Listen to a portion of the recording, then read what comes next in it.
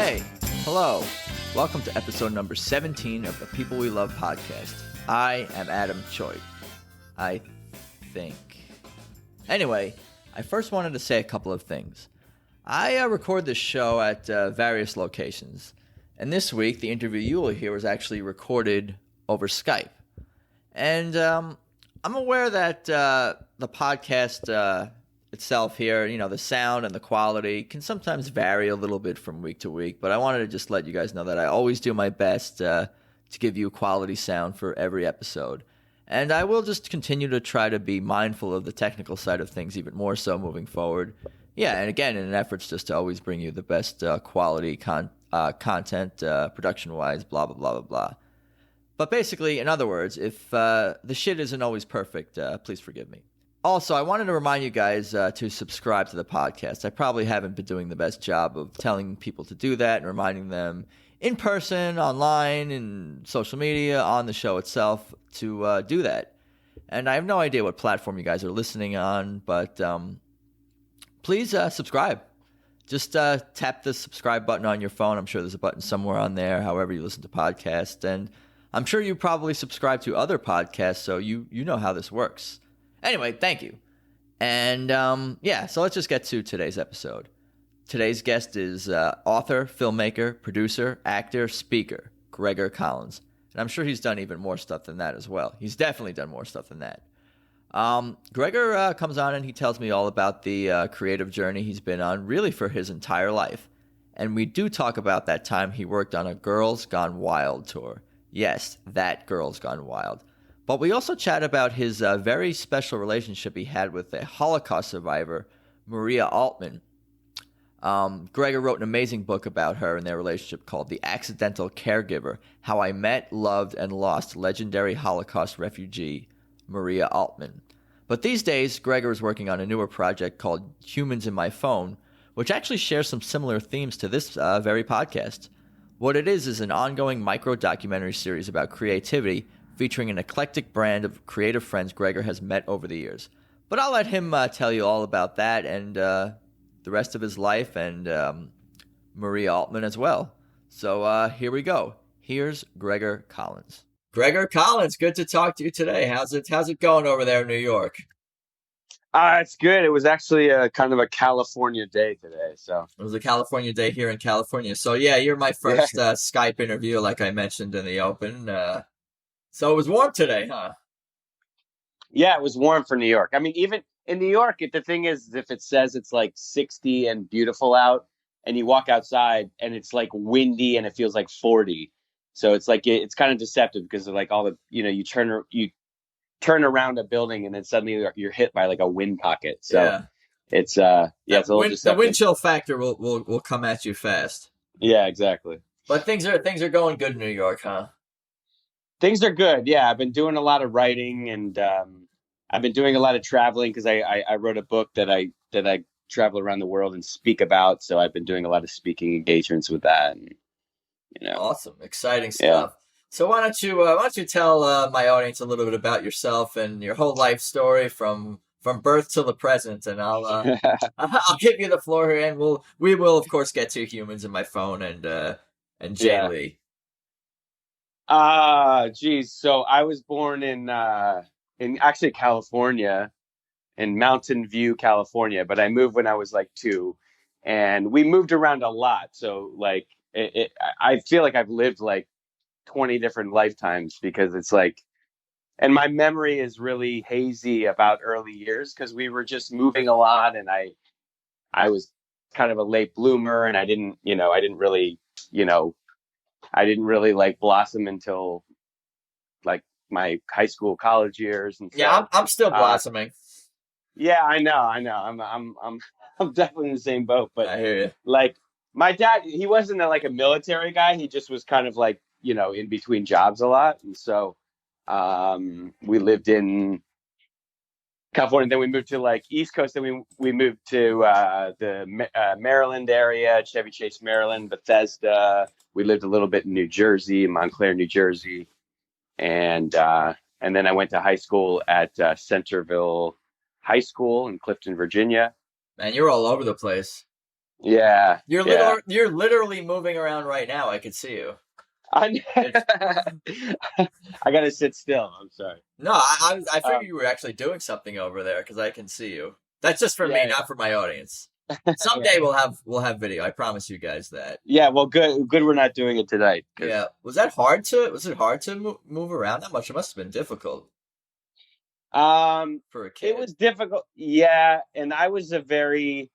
I think consequently, I mean, I'm a very independent guy, and I tend to do a lot of things alone by choice, and I feel like my childhood definitely kind of it makes sense that I'm kind of like an independent guy because I didn't really have time to like sprout down roots and really stay in one place for a long time. So consequently, I'm the same way as an adult, which is which there are tremendous ups and downs to that. Yeah, So I mean, you must every time you start making friends, you're separated from them. So it's like at some point, why even?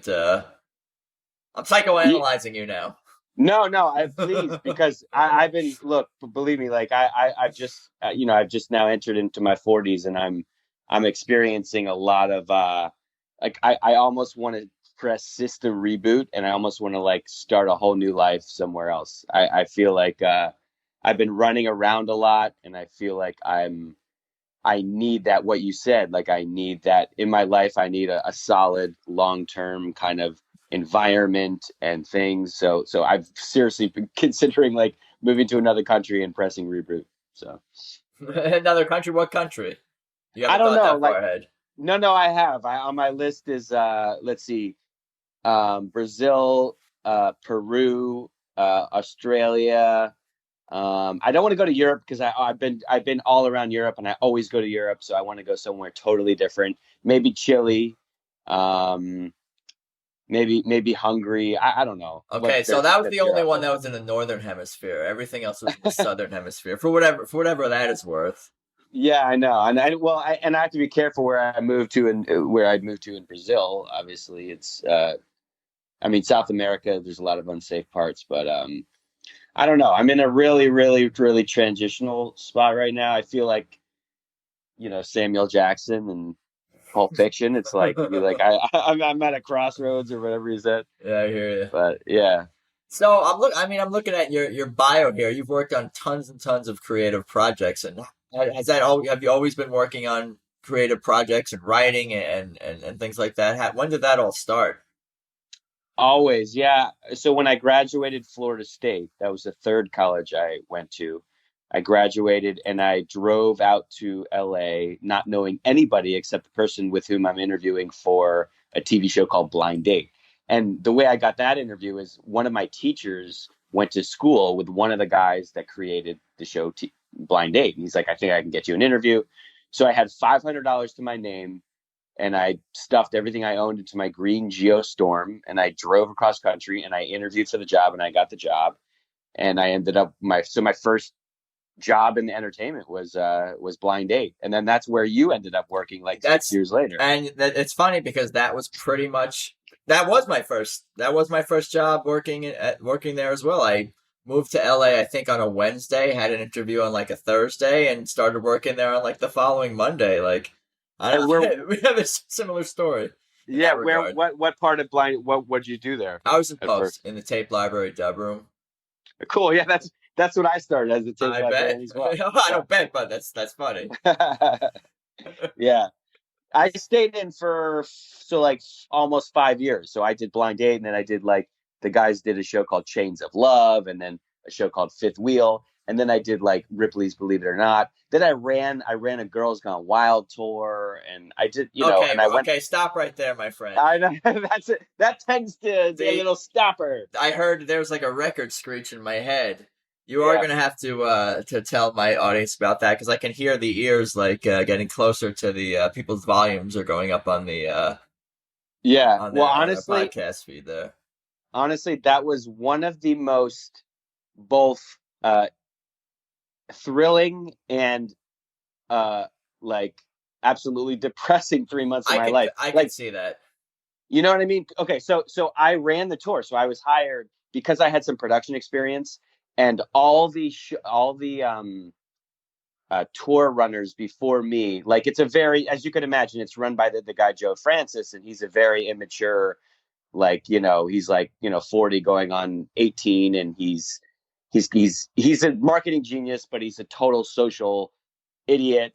And so I got the job there because I had production experience, and they're like, oh wow, this guy can actually, bring experience with him, and he's not going to go out and party all tour and mess up the whole tour like all our other managers. So I got hired, and a guy named Jason Ehrlich actually got me the job. Who do you know Jason? I recognize the name. Yeah, so he's huge now. We both started in the tape library at Blind Date. Now he's like a huge NBC executive. And anyway, so I get the job, and then so we went 30 cities in 30 days across the country. And so I'm suddenly thrown into this huge, $1 million tour bus that used to belong to Kid Rock. And it's me and 6 camera guys scrunched in the back of this tour bus. I get the big room in the back, like the Playboy suite in the back. And Joe basically gave me the keys to the kingdom. He's like, suddenly he's meeting with me at his Bel Air mansion next to Steven Spielberg and Quincy Jones. And The he's mansion, literally, the mansion is next to those two guys' homes. Those guys are not at the Girls Gone Wild meetings. Just to confirm that. yeah, Just to yeah, confirm. yeah. No, he's like, Steven and Quincy couldn't make it. But yeah, but so he's literally giving me the keys to the kingdom. He's like, look, Gregor, he's like, you're going to get laid a lot. You're going to fuck chicks, but I need you to make sure that you get the footage. And he's like, he's basically trying to suss me out too, because like he tried to like play games with me. He's like, you like to fuck chicks, Gregor? And I'm like, and I'm being What is the careful right how, answer? well, it's like, what's the right? It's like, okay, I'm gonna be honest. I'm gonna say, yes. And he's like, okay, well, you're gonna fuck a lot of chicks. And so like he's a real mind fuck kind of a guy. Like he'll test you how you react, and then he'll just go in and just, if he likes you, then he'll just be like, all right, well then you're gonna fuck you. So he obviously liked me because he hired me after me saying yes, I like to fuck chicks. Yeah, So that wasn't a deal breaker.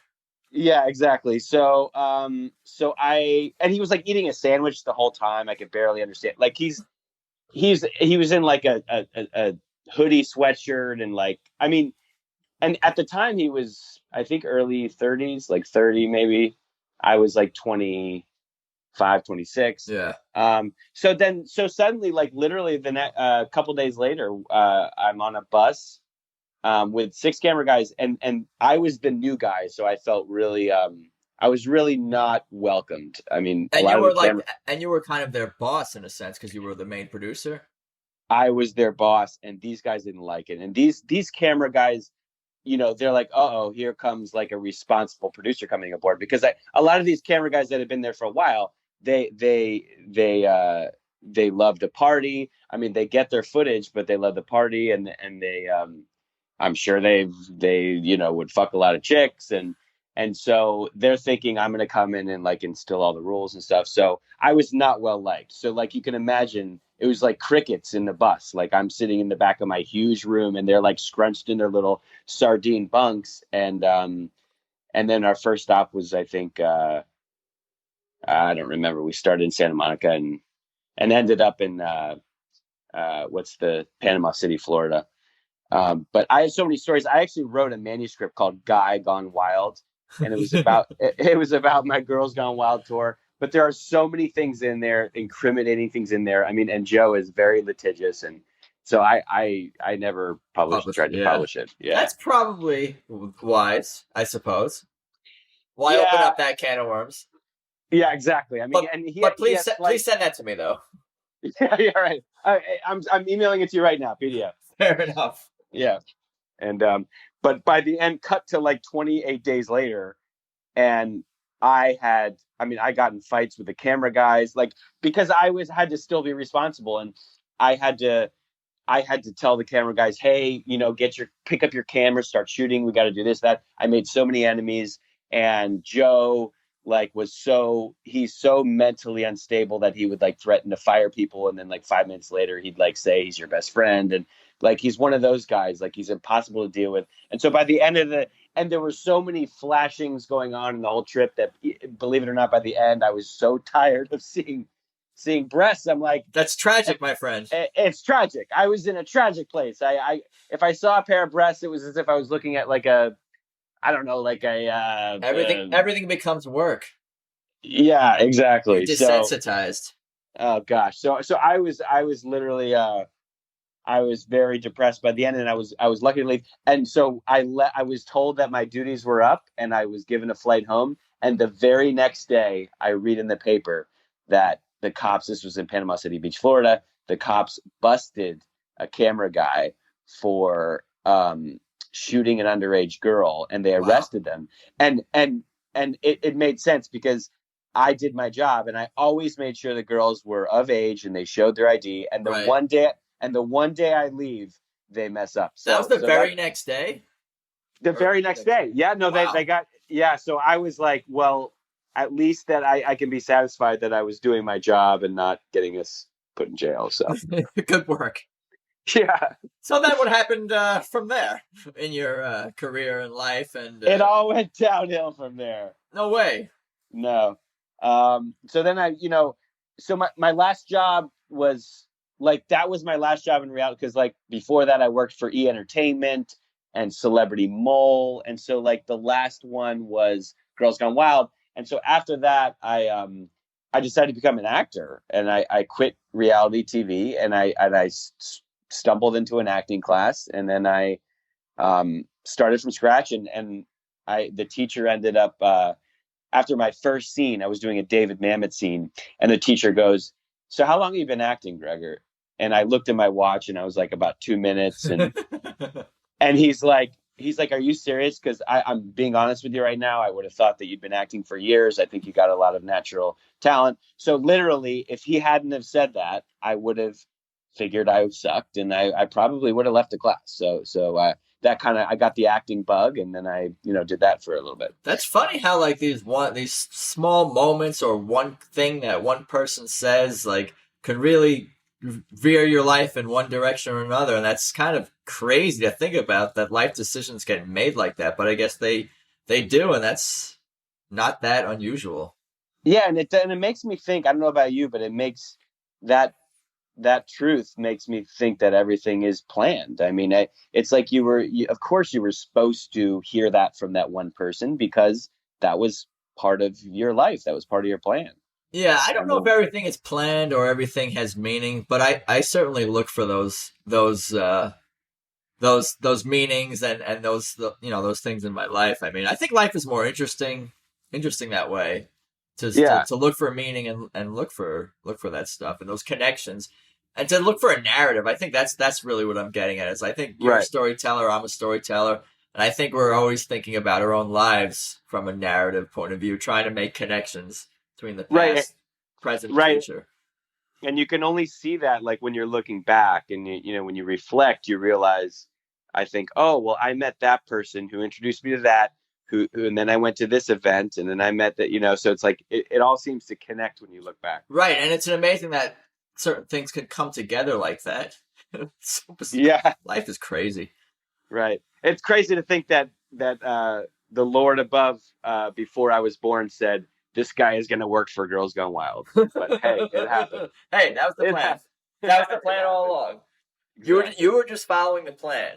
That's Yeah, all. That's all. exactly. That's all you were doing. Exactly. All Exactly. right. Well, go on with your So story, my friend. I'll let you keep telling it. yeah, so I did acting for a little bit. I did some co-stars on soap operas, and I did some short films and some, a few um, indie films. And this is around the time. So in 2006 is when Facebook started. Then you had crowdfunding start, and we were one of the first films ever funded by Kickstarter. And so everybody was this was sort of the What film was that? DIY. This was the accident, or the accident, okay, Night Before the Wedding. And then we did Goodbye Promise, and we partially did that.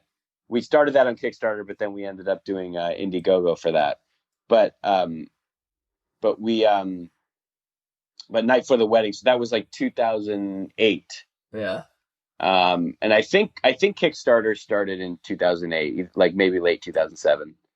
Um, but so the whole do-it-yourself movement came, and everybody was making their own films, and it was an exciting time because I was catering at the music center, passing hors d'oeuvres to the opera goers, and I met a guy named David Brannon, who was a fellow caterer, and he came up to me one day without ever having seen my acting.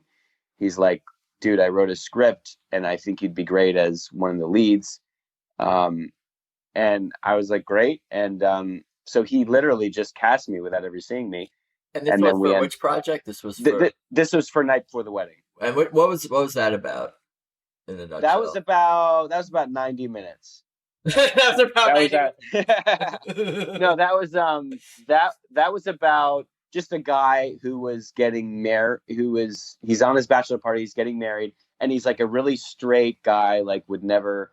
He's very kind of like Leave It to Beaver, kind of Sure, like straight would laced. never, yeah, would never do anything, unsavory. And so he's getting married, and I play his best friend, who's the quote unquote bad guy, who has a surprise for him. And my surprise is that I'm getting real life porn stars, like not strippers, but I'm getting porn stars to come to the bachelor party. And so it starts off with the beginning where he's like very, red faced and would never even go near or touch them. And then finally, I sort of sadistically try to, I think because my life sucks and I'm a really bitter guy, that sort of I'm trying to sadistically kind of get him to fuck up so he can like join me in my fucked up life. And Sure, your misery so wants company. exactly. So I end up we end long story short, at the end of the movie he's with a porn star in bed, and he sleeps with her, and he totally it ruins his life, and we have a falling out, and so it ends up becoming a pretty kind of touching, very very sad kind of drama at the end. But it Interesting. it was fun to make. I mean, it nothing that I would show really to anybody proudly, but I think I think for what it was, like we only spent like 30 grand on it, and it was fun, and we had a premiere, and Just to make a film is an accomplishment, man. That just says a yeah, lot about perseverance and teamwork, collaboration, stick to itiveness, all of that. You totally, got to have a yeah, stomach to get through something like that for sure. yeah, yeah. Cool. So So acting, making indie films, and doing all that. Where do we go from here? well, we're gonna go to a Holocaust survivor in a second, but we made so then we made Night Before the Wedding, and then David and I teamed up and made Goodbye Promise, which we shot for $10,000, and we improvised the whole thing. We just had an outline of the film, and it was basically just I'm the lead, and I basically I gave myself, I think, like 10 years to make it as an actor. And the film starts a week before my self prescribed deadline. And I still haven't made it. And I'm still anonymous. And so I'm going to quit acting. I'm going to quit LA. And I just have a few people to talk to before I do that. Um, so it's kind of a sad film. And it's kind of like art imitating life because we were both kind of living what we were filming. And it was very hard. It was kind of putting a mirror on ourselves. And but it actually ended up getting a lot of good press. And the LA, we sent it to the LA Times. And here, this, again, we shot it for $10,000. The production quality is very mediocre, but it had a heart, and we were really proud of the heart it had. So we sent it to the LA Times, and on like I think it was like June 1st of 2012, I get a text from David, and he's like, "Dude, check your email." And I checked my email, and it was the LA Times not only reviewed it, but they gave it a glowing one-page review. And That's awesome. people were saying to us like the LA Times never reviews like indie films, and like it has to have really good production quality, but somehow they liked it. And so this guy named Gary Goldstein, one of the writers, who I actually emailed after that and was like, "Dude, this is one of the proudest moments of my life." And I still talk to him occasionally. So he's like, and I found out that he was a producer in the 80s. He used to produce like films like Pretty Woman and some of these big films. But yeah, it was a really proud moment, and we got a lot of traction, and yeah, and it's on YouTube now. So Goodbye Promise, you can Cool. check it out. Yeah, I will. yeah. Um, and then and then I ended up I took a job, a day job as a caregiver that I never wanted. And What do you mean you never wanted it? well, I never wanted it. I was there out of a favor to a friend. He was caregiving for this lady. Gotcha. This 92-year-old lady from Austria. I didn't know anything about her, and he said, "Look, we need another caregiver. You're the only guy I thought of." And this is what I go around and talk. I mean, I go around the world and I talk about this. This is the germ of my book, which of Sure. course I didn't know I'd be writing a book at that point. All I knew was that I was going to show up to meet a lady that I didn't really want to meet. But I was like, okay, I'll meet her, but I'm not making any guarantees. And she lived in Cheviot Hills, and That's I in go LA there. for everyone. Yeah, Southern Beverly Hills, Sure. and she actually lived 4 doors down from Ray Bradbury.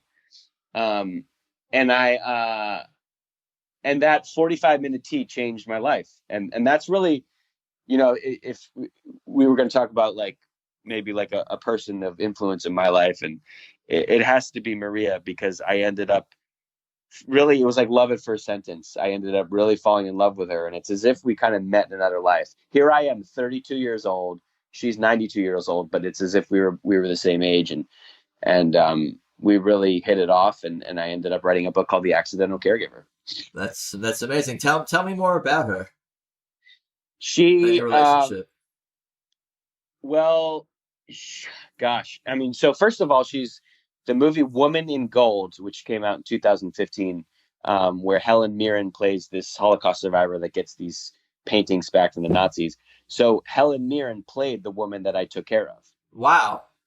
So she's very well known for being an heir to Gustav Klimt, was an Austrian painter, and he painted a portrait called the Gold Portrait of Maria's uncle Ferdinand's wife.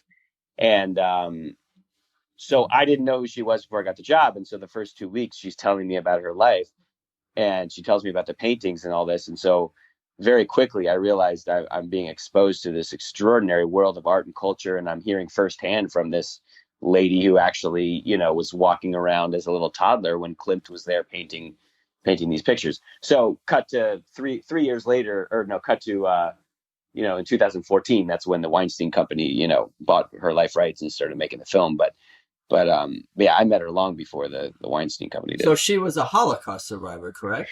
Holocaust survivor from Austria. Yeah. Wow. That's incredible. Did you tell her about your Girls Gone Wild experience?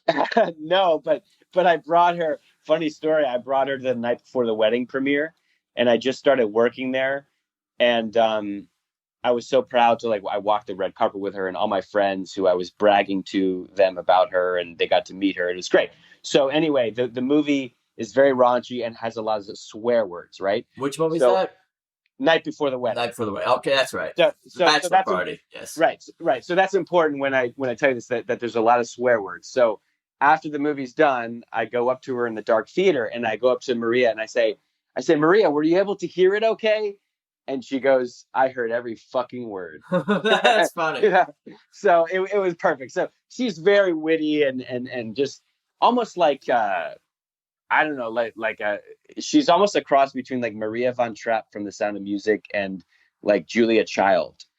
She has this really irreverent wit, and um, so so uh, so yeah, and that was like a month into working there. I bring her to this film. I was very apprehensive, but she loved it, and she loved everything I did.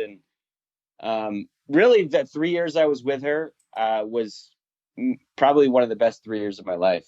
Wow. And Yeah. is she still around today?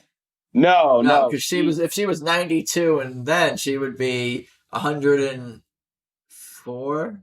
I can't do Yeah, that now. I can't do the yeah, math. Don't yeah. explain I too can't bad. even. Yeah, you're not. I She's can't even. old. She would be 104. Yeah, 104 years old, I think, or something like Yeah, that. yeah.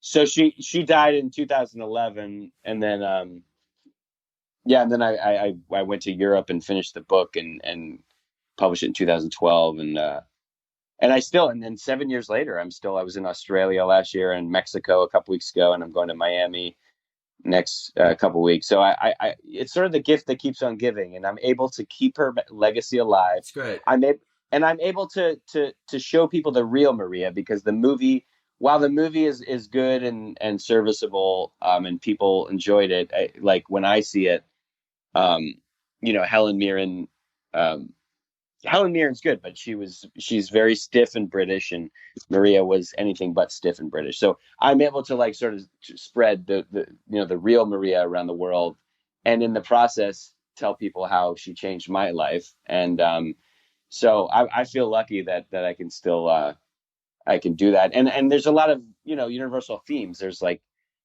it's a timeless story because it's about caregiving, it's about art, it's about the Holocaust, it's about love knows no age, and all that stuff. Did you start writing? You started writing this book, the Accidental Caregiver, right? Did you start writing before she had passed away?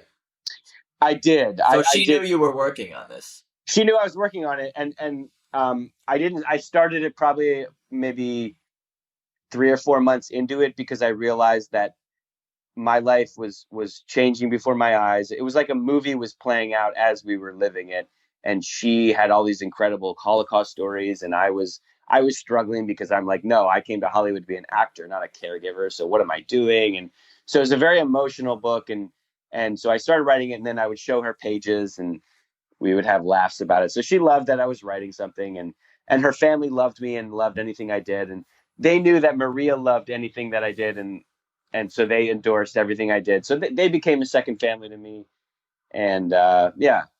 That's amazing. So you started writing this book 3 or 4 months after you had started taking care of her. How long were you taking care of her for? For 3 years. 3 years. The book. Yeah, I was going to say, so you're basically writing almost, quite a bit of that time is, while you're working, though, you're also writing.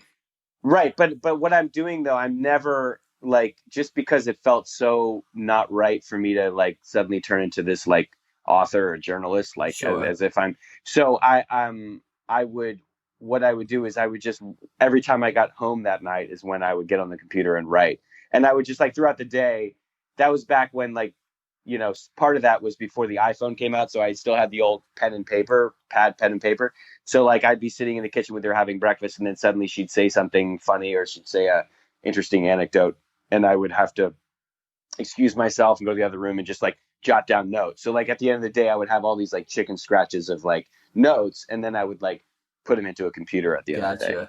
What was it? What was it? I mean, sure, it wasn't just one thing, but you said repeatedly that she changed your life, and obviously she sounds like an amazing person with an amazing story, and just a great person to be around who can make you feel good about yourself, and someone you can have a good time with, and learn from, and be exposed to many things. But maybe I just answered my own question. But was there 1 or 2 things or 3 things that like, wow, I used to think this, but now I think this after knowing this person and spending time with her? What shifted in your whole I think she opened world? me up to love. I think I haven't had a lot of love in my life, and I don't. Well, I wish we could just give each other a hug, but we're not in the same room. Electronic hug. Yeah. but I don't think I grew up.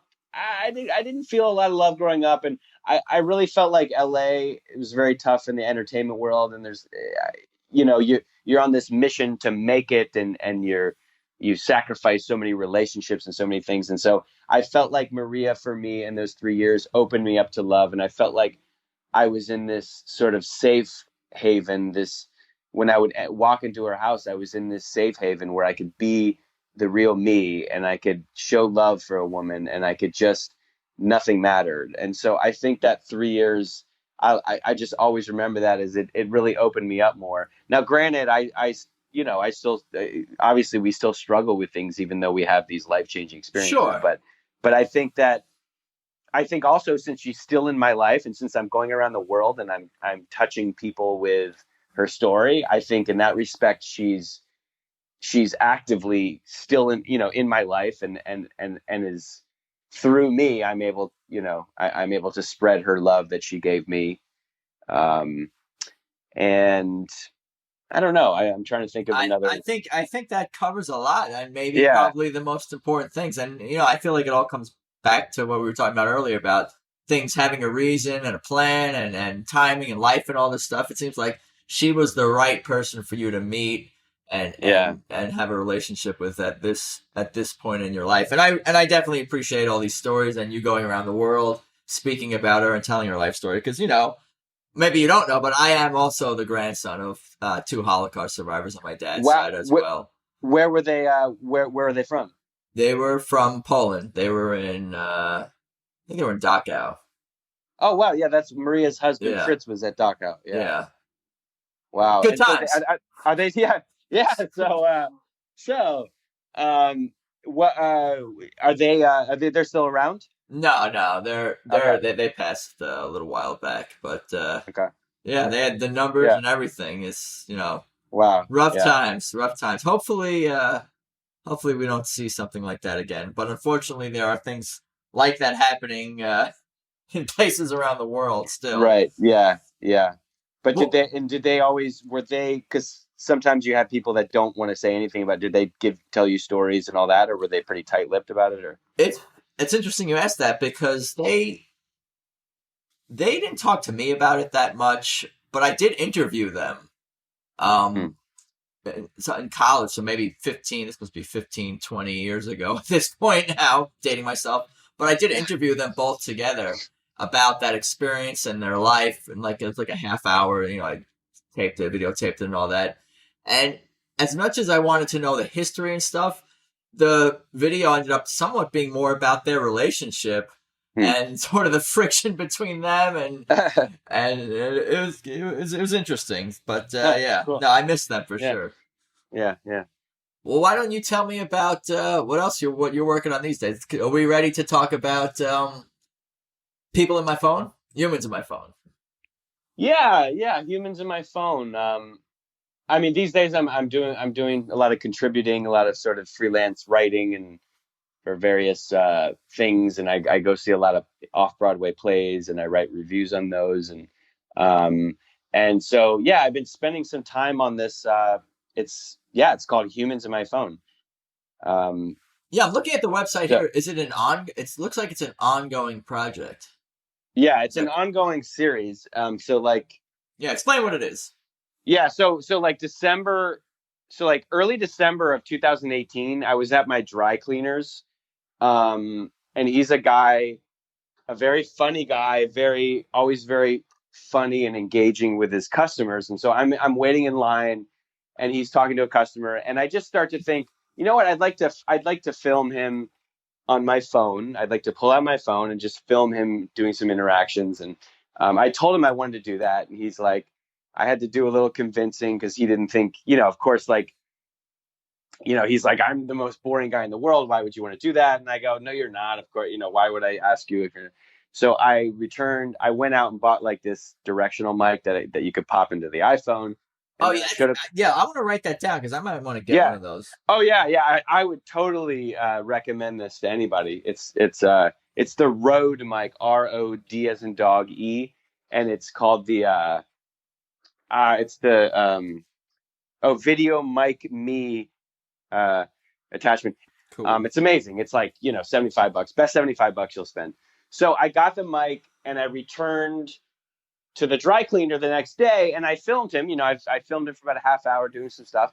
And then I went home and I edited it in iMovie. And this man's name is Jay Lee. Jay Lee, and Jay he's Lee, in yeah. and it's Jay. I got it right here on Yelp. Jay Cleaners in Manhattan. Yeah, yeah, exactly. He's in Hell's Kitchen. He's literally like 5 blocks away. 617 9th Avenue. Go check it Yeah, out. If yeah. you need some Yeah. pants pressed. Yeah. So so I showed him the video and he started blushing and he gave me a high five. He didn't even watch the whole video. He was like, "This is great," and then he went back to work because he's such a workaholic. What So was? then That's good. But what was the? What was it? What was in the footage itself? Were you interviewing him or were you just filming him at work? I did a few interview things and I don't like to call it interview because I just it's more like I'm just kind of like Conversation. just like this. Like I just want to sit with somebody and I just happen to have my phone recording. Like I never want to tell them it's an interview because it feels so stiff. But Yeah, so, sure. so I would have him say a few things like about his father, like his father's pictures on the wall, and he's like his father is like the greatest hero to him, and just talking about his philosophy, how he believes in honesty, and how when he first moved here he had nothing, and he just focused on just like making people happy and giving people love through the clothing and people started flocking. And so he's a really just great guy. And then I had him like interact with a couple of customers. And I mean, I didn't know yet what this was going to be, but all I know is I wanted to make a 90 second. So I made it 90 seconds. So I wanted to make it a very short thing. And I just wanted to show like a slice of life of a dry cleaner. And so, so I showed him it and he loved it. And then I thought to myself, okay, but it's not humans in my phone at this point. But I did think to myself, you know what? I have a lot of interesting friends in my life. Kind of how you started this podcast. It's like you have a lot of interesting friends in your life, and I wanna film them, and I want to make these 90 second micro documentaries. I was calling them, and so I started texting all my friends, and I was like, hey, John, can you meet me this Friday at 2? Hey, Betty, can you meet? So like, I ended up in the first so the next 3 or 4 weeks, I shot 30 of these things. Damn. Everyone from painters, and these are all creative people. So I knew that this was going to be an ode to like creativity, because like 99% of my friends are in the creative world, whether like interior decorators or painters or actors. Very much similar for me. Yeah, sure. yeah, totally. Yeah. It's so the nature of where you exist. Exactly. So that's what's so cool about that's how we, by the way, for the people listening, it's like Adam and I hadn't talked to each other in forever. And then we connected on Facebook, and he's like, what are you up to? And I was like, well, I just started this thing called Humans in My Phone. And he's like, oh my gosh, I do a podcast that's like the podcast version of that. That's kind of what I was going to mention that. Yeah. And you kind of already just touched, touched on it. Sorry touched on it before that. Yeah. There's definitely some similar themes, and even just not even themes, but just the whole process of how we go about casting these things and setting them up and scheduling all this stuff is, definitely a lot of overlap between, our lives in that regard. It seems like, for sure. Yeah, very interesting. And maybe we'll find out that we both shot, I shot a human in my phone who you also interviewed, Well, we'll see someday. Yeah, we'll see. Yeah, someday. But anyway, so I ended up, so this was December. And so cut to now, I've shot 70 of them. Wow. And in between LA and New York. So I was in LA a couple weeks or a few weeks ago, and I shot a bunch of friends there. So I have, I've have Holocaust survivors, and I the chairman of Christie's auction house, and all these people. And I met him through Maria, because he helped sell her paintings. And so, so then at this point it was called People of My Life, Humans of My Life. And then it occurred to me, you've heard of Humans of New York. Yes. That was also an inspiration for me, I feel like, in a sense as well.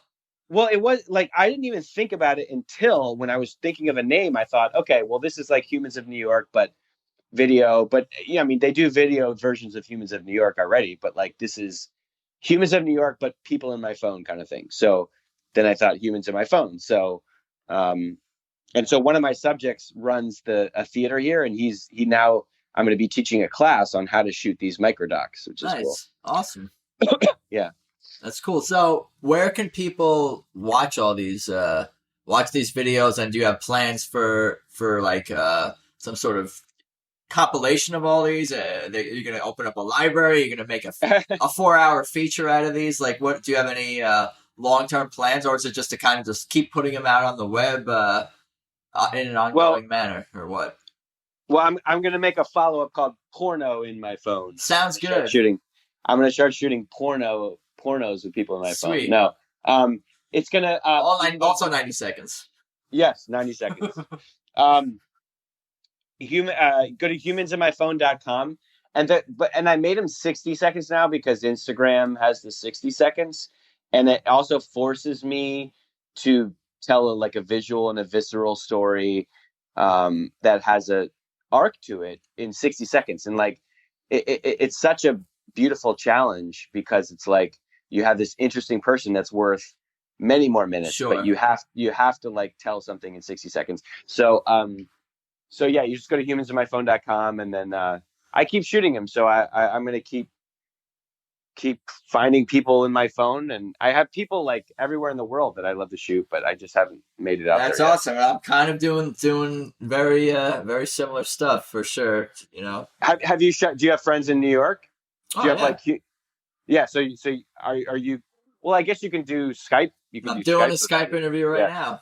Yeah, well, the wheels are in motion, my friend, for sure. Nice. You know what you should do, because I want to give you more work. you should Yeah. put out the 60-second version, but then also an extended version. That's true. You know what you can do? Charge people for that. Well, oh yeah, you're totally right. Bonus I mean, content. yeah. No, you're totally right. Like, I hope I can. Right now, I'm trying to build it to the point where people will want to see extra footage, and Sure. people have given me good feedback. I mean, people tell me they're sort of like, one of the gals that I shot, she's a director, and she's like, they're sort of like poems, and like that was my intention. I want them to be like short little poem vignettes about the creative life, and about how, and also how, whatever success you're at as a creative person, whether you're an established creative person or you're fighting for success, you're still every day going out there and pursuing your passions with, and you're often choosing, creativity over comfort. And so it really doesn't matter Sure. what stage of life you're at, you're still out there like creating, and doing whatever you can to do that. That's awesome, man. One more time, why don't you tell everyone how they can follow you on social media and what else, whether websites, anything else you want to plug, go for it. Well, my book is called The Accidental Caregiver, and that's only on Amazon, but you can also go to gregorcollins.com and then humansinmyphone.com, and also on Instagram, humansinmyphone. Follow it on Instagram. Cool. Awesome. Yeah. Sweet. Well, I appreciate your time. It's been fun. Got a lot of great stories. And a wide variety of stories and anecdotes for sure, and it's great. Yeah, everything from a conversation where we're talking about Girls Gone Wild and then Holocaust survivors in Dachau. I mean, gosh, that's perfect. That's the reason I do this. That's the reason I do this, my friend. But I'll let you get going. It's getting late on the East Coast there, and keep doing your thing. I'm gonna check out all your projects for sure, man. Awesome. Thanks, Adam. Great talking to you. And I'm looking forward to seeing more podcasts. All right. Talk soon. So there you have it. My interview with Gregor Collins. Look, I am a straight Jewish male. So anything that has Holocaust survivors and Girls Gone Wild stuff in it is definitely going to be up my alley. But for real, though, I appreciate Gregor taking the time, and I look forward to checking out more of Humans in My Phone. And I look forward to checking out anything Gregor really ever does creatively. So you can follow this show, of course, on Instagram, Twitter, Facebook. Just look for the red logo, white letters, People We Love. You know how to listen, Spotify, Stitcher, iTunes. I'm sure there's a bunch of other platforms that are, have my show on it as well, of course. So whatever you do, just keep doing your thing. And if you're enjoying the show, please leave it a 5-star positive review on iTunes. I appreciate that. And I think that's about all I got for today. So yeah, guys, have a good one. Take it easy. Peace.